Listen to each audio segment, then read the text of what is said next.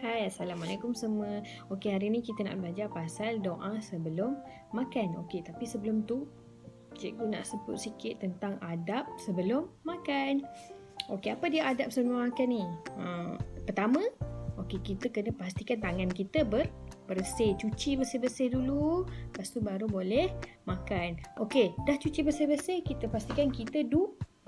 Tak kisahlah duduk kat kursi ke ataupun duduk bersila. Kena duduk biar makanan tu masuk dalam badan dengan baik. Kalau kita berdiri nanti makanan tu dia masuk dalam badan tu caranya tak berapa elok lah. Jadi makanan tu tak boleh dicerna dengan baik, dihancurkan dengan baik.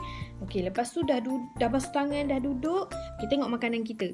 Dah basuh ke belum? Kalau belum basuh, mesti kena basuh dulu. Okey, lepas tu tengok makanan kita tu elok ke tak. Elok tu maksudnya ada rosak ke, basi ke tak. Kalau dah basi, jangan makan, nanti sakit perut. Okey, kalau macam buah ni kena basuh dulu. Tadi cikgu dah basuh dah buah ni. Okey, doa makan. Doa ni ialah Bismillahirrahmanirrahim.